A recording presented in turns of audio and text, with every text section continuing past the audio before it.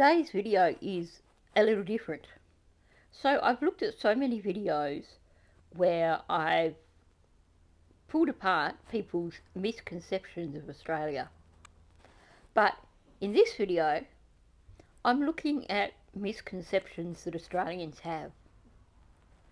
Now, I had to jump into Discord and get a bit of help from some of my American friends with this, because there were some things where I was like, well, no, I don't think that's right. So, shout out to all those helpers from this morning. You helped me to understand this, and now I can clarify a few things. So, the original video was entitled Things About Australia That Confuse Other Countries, or something along those lines. And this is a creator called Tanner, who is actually an Australian creator. So it may be my first reaction to another Australian, possibly. I'm not sure. But let's jump in.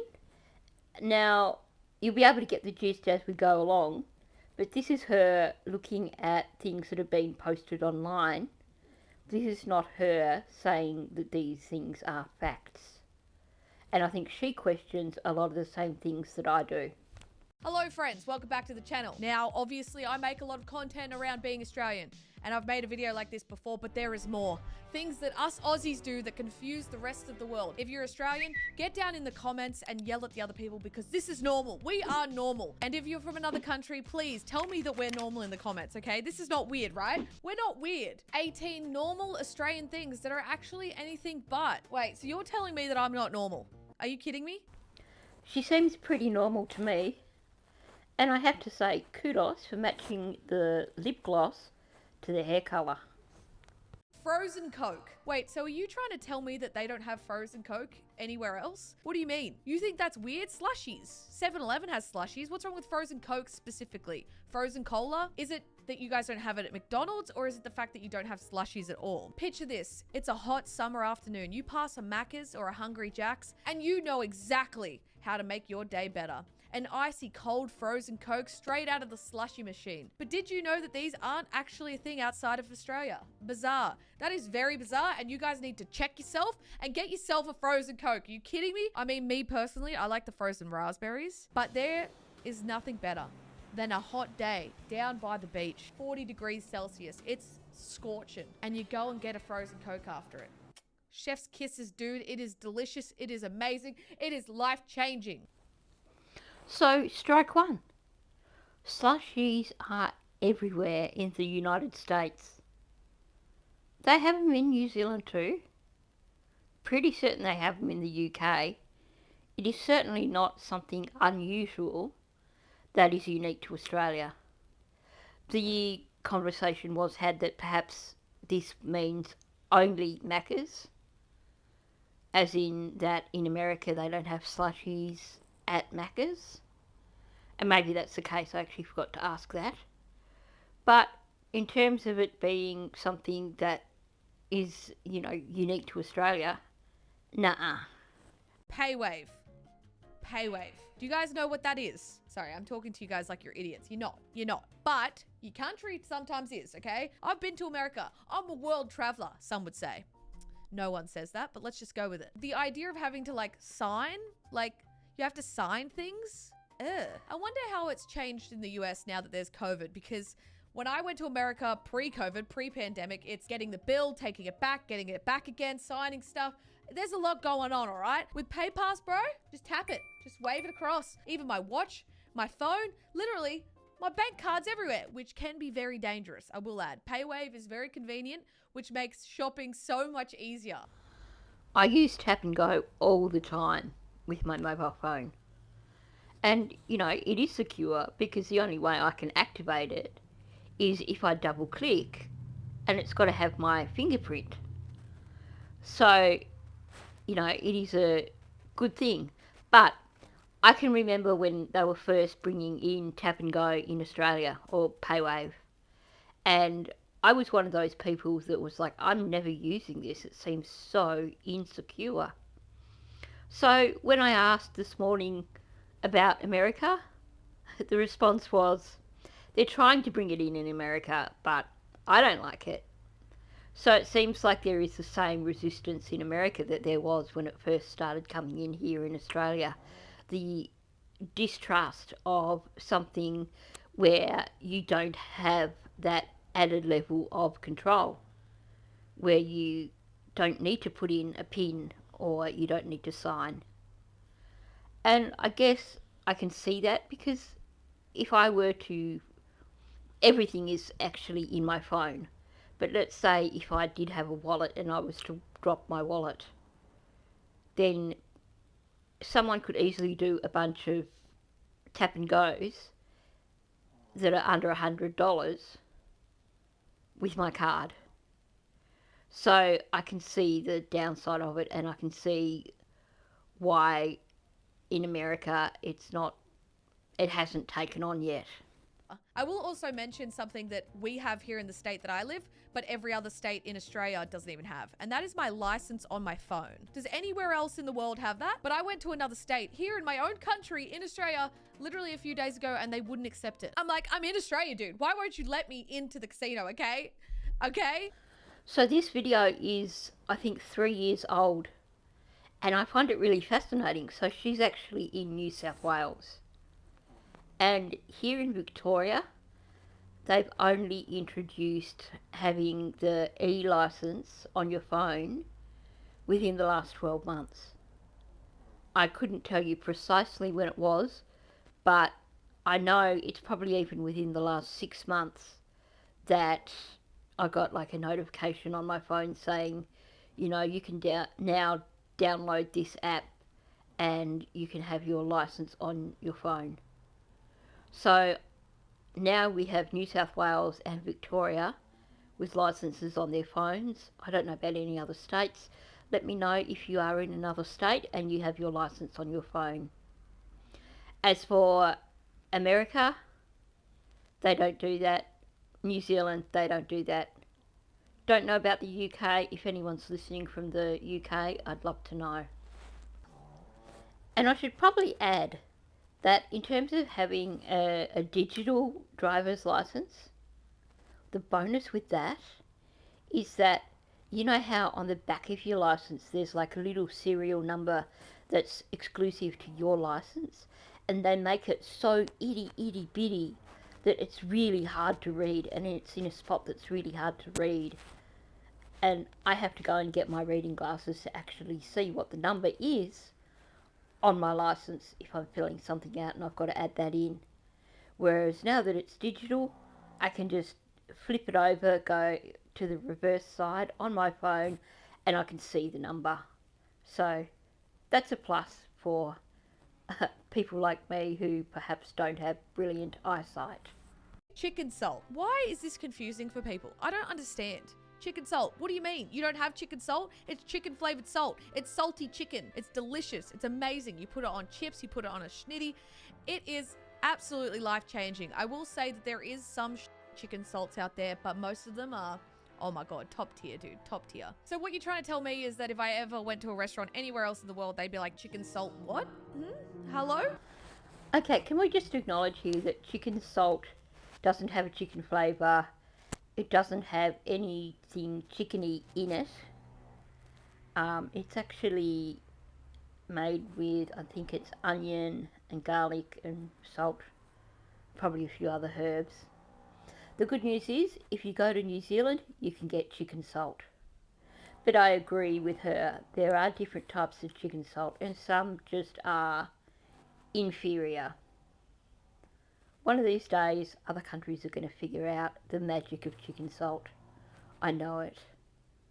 Apparently in the US they've got lots of other spices and stuff, but they don't have chicken salt.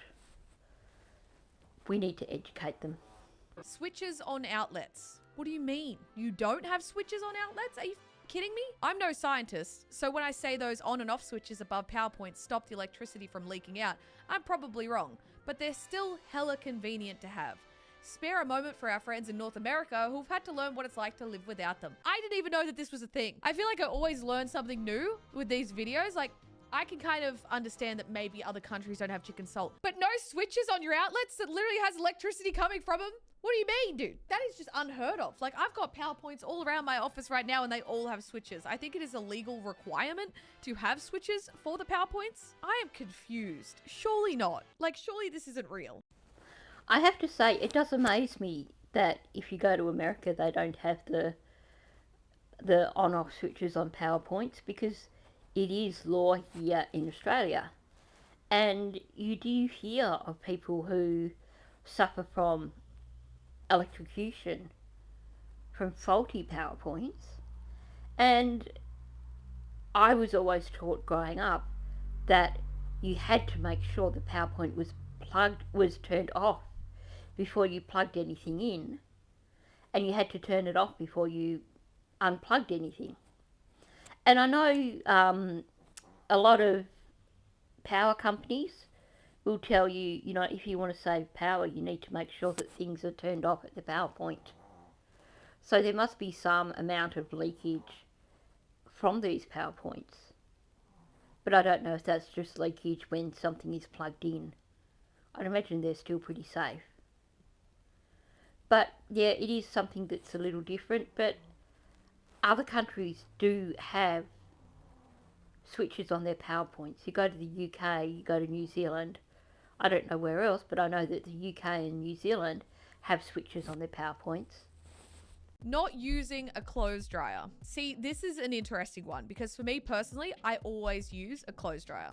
So maybe I'm American, maybe I'm not Australian. In other countries, they use their clothes dryers after every wash cycle. But in most homes here in Australia, we either don't have a dryer or our mums have put the fear of God in us about using them only in very necessary cases. I was not brought up in a household like this, but I have roommates who were brought up in households like this, and they've got the clothesline out on the yard. They've got the sun bearing down. It's like this forbidden, device that no one can use. It's unspoken. No one talks about it. Just you don't use the dryer unless you absolutely have to. I will say this confuses me. I am with the rest of the world here. Australia, kind of weird, dude. That took me back to my childhood. I can remember growing up in Tassie, and it was the kind of weather where a lot of the time, if you didn't get the washing in before like about 5 o'clock in the afternoon, you might as well forget it because it's going to get damp again. And we had a clothes dryer, but there's no way we were allowed to use it unless it was an emergency. And I think that probably comes back to when I look at my mum's generation. They were the war babies or the post-war babies. And they grew up at a time when you had chooks in the backyard and you had fruit trees and a veggie garden. And you did whatever you could to save money. So I guess that's probably where it's coming from here in Australia. And at the end of the day, in most places in Australia, you can dry your washing pretty damn quickly outside on the clothesline. After all, we're the ones that invented the Hills hoist. I know here in Bendigo, I found it really hard to adjust to being able to get my washing in later in the evening during spring and summer without it getting damp again, because that's a Tassie thing. But at the same time, at least in Bendigo, you can hang washing out and it'll be dry in a few hours for most of the year. During winter, why bother? But yeah, I'd love to. I actually didn't ask about dryers in other countries, so it would be interesting to know what it is. But then I guess, we've got more land. So for us, we've got these huge backyards with Hills hoists in them. Whereas you tend not to see clotheslines in people's backyards in, like, America, for example. And a lot of people in America live in apartments or on small blocks. Even in the UK, they don't have a lot of space. So maybe that's where the difference is. Pedestrian crossings that make noise. You guys don't have pedestrian crossings that make noise? It's such a weird anomaly for us to have sound-emitting crossing signals that Billie Eilish's brother, Phineas, sampled Sydney's crosswalks in her song Bad Guy. You're telling me that the thing that we pressed across the road, and now it's in a Billie Eilish song. You're kidding, dude. Correct me if I'm wrong. Comments, I'm sure you will. But I'm pretty sure it's for visually impaired people so that they can hear when they have to cross.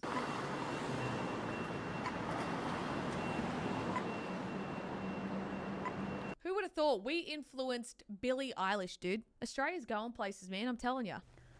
Okay, I know there are some other countries that have these kind of crosswalks. And I'm pretty certain that there'd be quite a few. I mean, gosh, these things have been around for 20 odd years. So I think there would be at least something very similar.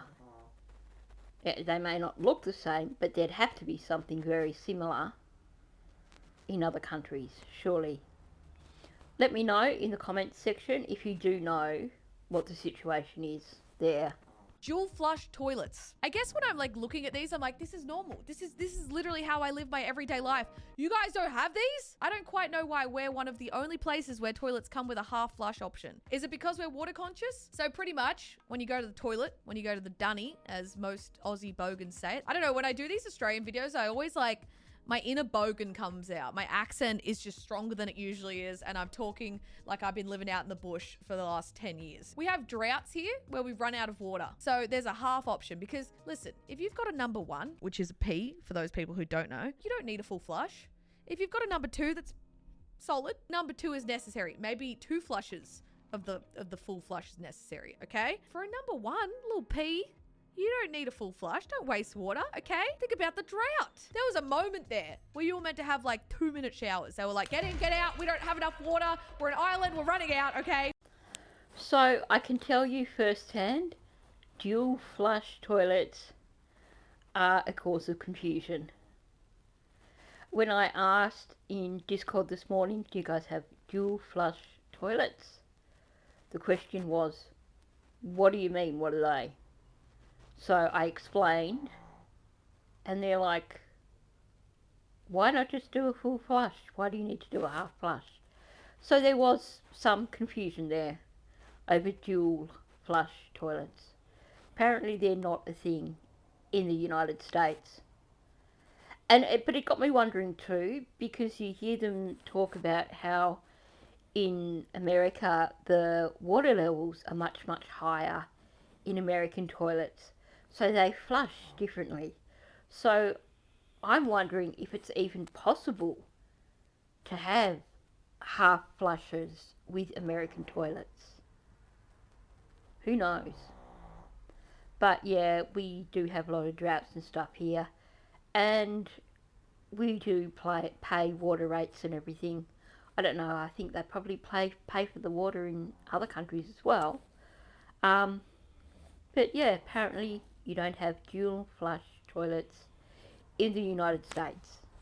When your Wi-Fi is and Reddit only loads the first meme. Yeah, listen. I think there was one time I traveled to Canada and the Wi-Fi on the plane, as we're traveling over the Pacific Ocean, is that the ocean? Was faster than the Wi-Fi that I had at my apartment. Ridiculous. Australia, why? Like, I get it. I get it. There's lots of pros, but the cons is the internet. We have like some of the best internet in the entire country here in the office. Thanks, Slazebeam. Appreciate you a lot, dude. And everyone in America's like, yeah, we have that all the time. We get that at the local Macca's. I'm like, all right, cool, whatever, I get it. We're slowly working on it. We just weren't prepared for technology and the internet and the infrastructure that we needed surrounding that, okay? So I only ever use the hotspot from my mobile phone for Wi-Fi or for internet. And I don't have any problems with internet speed or anything like that here in Bendigo, but I've heard that a lot of the regional areas do really struggle in terms of internet speed and things dropping out, etc. And I was thinking about it and I thought, it's that whole duopoly again. Seems to be the story in Australia. Everything has a duopoly. And here in Australia, you've got Optus and Telstra. And all they do is they charge whatever price they like. And even if, for example, I use Audi because it's cheaper than Telstra, but it runs on the Telstra network, so you're still limited to the level of technology that comes with Telstra. So I think Australia needs more competition with so many things. Saying but at the end of a sentence. I didn't even realize that we did this. Maybe we do, I don't know. Somehow we've all agreed that ending a sentence with the word but is not only grammatically correct, but it's also kind of a part of being Australian. I'm trying to think if I do this, but I don't know. We do swear a lot and put swearing as a filler, and I definitely did that a lot more prior to YouTube. I'm gonna notice this now, right? Like every time I talk, it'll be like, but you said it, dude. When I'm live streaming, just follow me at twitch.tv/Tanner. I definitely say a lot. Other people, have you noticed me doing this? Other Aussie creators doing this? I need to know. That's definitely a regional thing. You don't get that here in Victoria, and didn't get it in Tassie, but perhaps it's a Queensland thing or something, or Western Australia. But certainly, yeah, not Victoria, not Tassie. And I'm thinking that possibly not New South Wales from what she's saying. It is a thing in America. Apparently it's regional as well. It's not all across America, but people in America do use but at the end of sentences like that. So, sorry Australia, you don't have exclusive rights to but at the end of a sentence. Also, we say reckon a lot. Matt says, FYI, the Australians say I reckon like every other sentence. I don't know if this is true. I don't reckon this is true. I actually didn't even mean to do that. I reckon this, I reckon that. It's a fully integrated part of our vocabulary that just isn't present in most other places. No, I'm feeling attacked. They're reaching now. I'm gonna notice these so much more. I don't know if I'm gonna be glad that I did this video or angry because I'm gonna pick up on all of these things that I didn't even notice that Aussies did. Yeah, nah, we don't have exclusive rights to reckon either. There's another thing that I was able to confirm this morning. Americans do use reckon quite a lot in their speech. So, no, it's not some exclusive thing that only Australians do. Mandatory bike helmets. This is weird. The safety of humans is not around the world. You wouldn't hop on your bike to brave the streets of Australia without a helmet, but barely anyone in Europe except kids and professional cyclists wear them. They're zipping around in their cushy, wide bike lanes without a care in the world. You can go out on the streets without a helmet, but you are risking your life. People here in Sydney, especially, they don't give a shit if you're on a bike. They'll just go like this. They don't care. Where I'm from, police will pull you up for not wearing a helmet. Like, you'll get fined. 100% you'll get fined. You also get fined if you drink and bike. Behind the wheel, whether you're driving or riding a bike, you will literally get charged the same as if you were driving a car. I did a reaction video quite some time back to Tristan Kuhn, and he was complaining about the fact that in Australia you have to wear helmets when you ride a bike, because he was saying in America no one does. Maybe only in the part of America where he comes from, who knows? But wow, I mean, it's law here in Australia, and I think part of that is that we have laws that mean that you're not meant to ride bikes on footpaths. So you actually have to use them on roads or on allocated bike paths. But it just seems insane to me that it wouldn't be mandatory everywhere. Having good coffee on every corner. Us Australians take coffee very, very seriously. There's a lot of coffee snobs here in Sydney, a lot of coffee snobs here in Australia. Australians really, really take their coffee for granted. Like, we all know it's good. But it's not until you go overseas that you realize how spoilt we truly are. Sure, you can find great quality coffee in every city around the world, but you're gonna have to really seek it out. Here, you can stumble into any coffee shop and get at least a good coffee, if not great. Yeah, we take that seriously, dude. I definitely have noticed that when I've traveled, that coffee just hit differently here in Australia. And Starbucks being kind of Apparently, it's a really Australian thing to hate Starbucks. I don't hate Starbucks in other countries. Starbucks in America slaps, bro. I went to New York City and had some of the best coffee of my life, and it was at Starbucks. I'm not gonna lie. I'm not gonna discredit Starbucks, but I just think in Australia, we have such good coffee everywhere else, literally at all these cool little cafes and stuff, that Starbucks just kind of. I've never actually had Starbucks, so I don't feel qualified to comment.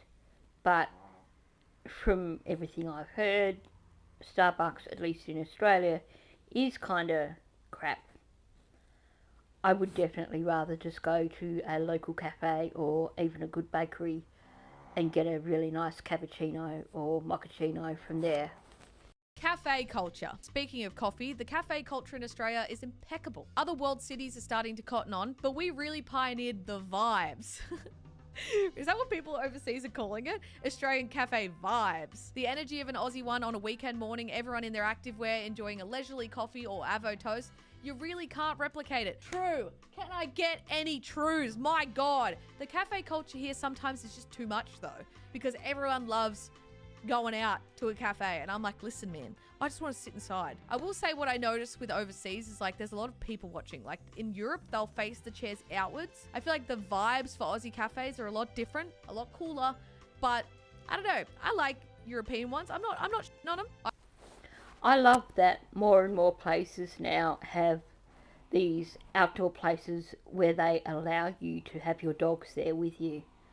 Beechworth Bakery is a classic one, so it's really nice to be able to, if you're out with the dogs, to be able to go to Beechworth, and provided you've got someone with you who can do the ordering, one of you can sit outside and reserve a table with the dogs while the other person goes in and orders whatever you're having.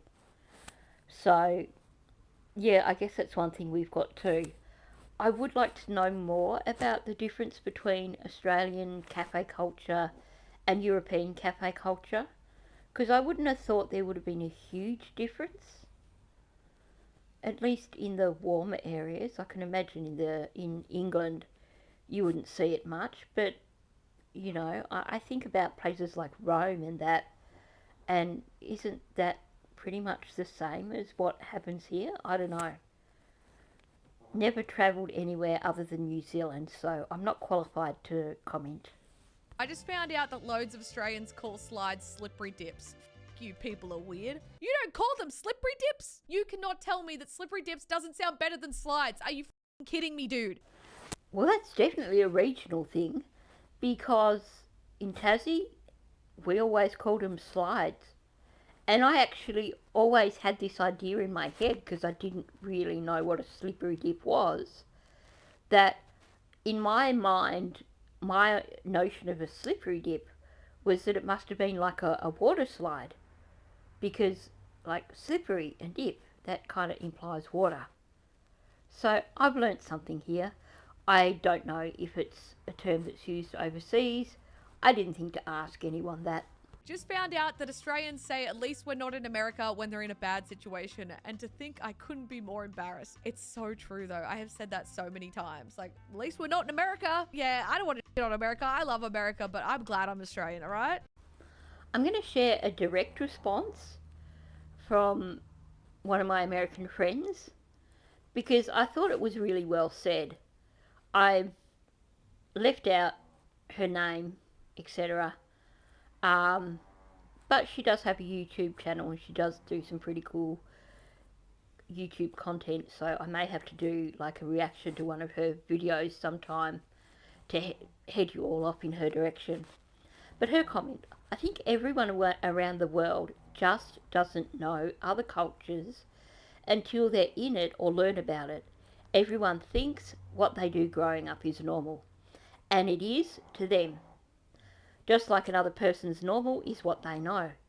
Sure, there's problems in America, but there are problems everywhere.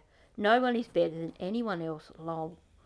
But just as a reply to her video, I'm happy to be American and to be in my wonderful country. The media makes us look bad, but we aren't. And I think that's really well said. I will say that unfortunately there are some twits who get on YouTube and make Americans look bad as well. And perhaps those people should be kept in America and not set loose on the rest of the world. But, you know, if you want to see what nice Americans look like, just look at One Pack Wanderers or look at some of the other recent videos that I did. And they're not the freaks that we see in so many of these YouTube videos where we're just like shaking our heads and thinking, who are these morons? And the thing is, there are plenty of Australians who are morons too. So she's got a point. I will say I'm happy to be Australian and to live in our beautiful country. And I think that's probably a universal thing. I think we all love our countries to some extent. I wouldn't want to live in another country, but then, like it said here, a lot of Americans wouldn't want to live elsewhere either. I think we definitely have a lot going for us here in Australia in terms of safety, certain laws, etc. And I think that does make us feel that we are kind of lucky. But I guess for Americans, they've grown up being used to some of the things that we look at and think, oh my gosh, I couldn't live in a country like that. It would make me too anxious. So, yeah, I think it is. It's about what is your normal. So this was a really good point. Found out today that Australians eat something called fairy bread, and it's just white bread with butter and sprinkles.